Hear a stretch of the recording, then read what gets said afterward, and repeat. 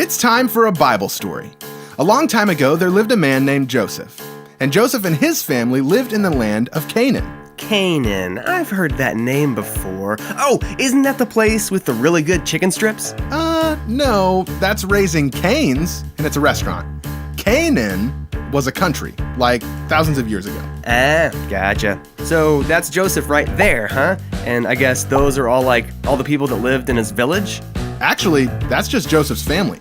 All of those people? Seriously? You bet.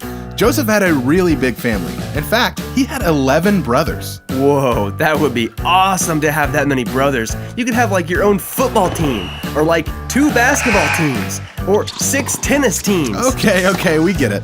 And actually, it wasn't all that awesome for Joseph. His brothers didn't like him at all. In fact, they kind of hated him. How come? Well, Joseph was his dad's favorite son. His father Jacob loved him like crazy. He thought he was the coolest, best, most awesome kid in the world. Aren't you not supposed to have a favorite kid? That's like parenting 101. Or at least just keep that on the down low, I'm clearly my mom's favorite kid, but you don't hear her blabbing about it all the time. Well, Jacob didn't keep it on the down low at all. He made it very clear that Joseph was his favorite son by giving him a special gift. Ooh, what'd he get? A solid gold Xbox? A diamond-encrusted fidget spinner? An Xbox made out of gold and diamond fidget spinners? No, because those things don't exist. His dad gave him a coat. What? That's kind of a lame present. That's like getting underwear for Christmas. Well, actually, back then it was a pretty special gift.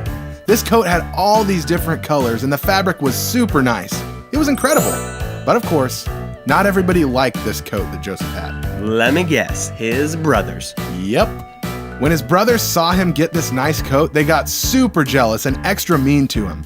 But then, something happened one day that made it a lot worse. What happened? Well, Joseph started to have some interesting dreams at night while he was sleeping. And these were different than any dreams that he'd had before. Ah, classic case of the old weird dream, huh? Been there. One time, I had this dream that my hands were feet, and my feet were hands, and I had mouths on my knees. Yeah, I'm gonna stop you right there. That's super weird. Joseph's dreams were not like that at all, but they were still pretty interesting. One night, he dreamed that he and his brothers were working in the field collecting wheat, when all of a sudden, Joseph's bundle of wheat stood up tall, and the bundles that his brothers were collecting all bowed down to it. Whoa, that's a pretty weird dream. Well, at least he didn't have mouths on his knees. Yeah, you got me there. Another time, Joseph dreamed that the sun, the moon, and 11 stars all bowed down to him. I'm sensing a theme here. Something about things bowing down to Joseph. But what could it mean? Well, here's the deal. These dreams weren't just random. They actually meant something, and they came from God. God gave Joseph those dreams to tell him something, to show him that he had big plans for his life. So what happened next? Well, after Joseph had those dreams, he told his family all about them. Probably not the best idea, dude. Your 11 brothers don't really like you. They probably don't want to hear a dream about them bowing down to you. Did it, make them mad? Oh yeah. Really mad? Yup. So mad, in fact, that they actually started planning a way to get rid of Joseph. They thought about just killing him. Yikes, that escalated quickly. But then they came up with a way to get rid of him and make some money at the same time. Man, these guys are some serious jerks. No kidding.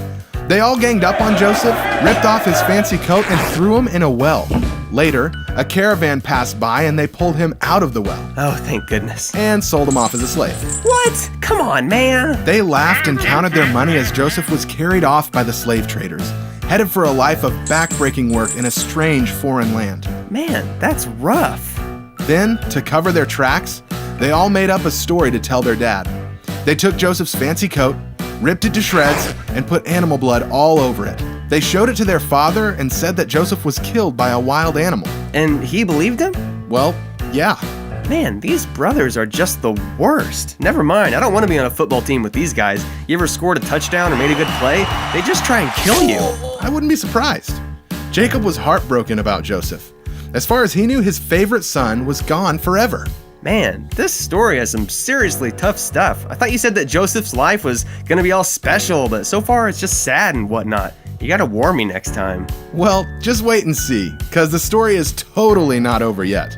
Yeah, Joseph's life started kind of rough, and honestly, it's not all smooth sailing from here. But even when his circumstances didn't look great, God never left him and still had an amazing plan for his life. So wait, that's not the end? Oh no, this story's just getting started. To be continued? Oh, I like those. Oh man, but now I gotta wait for the next part. You're good. Well played.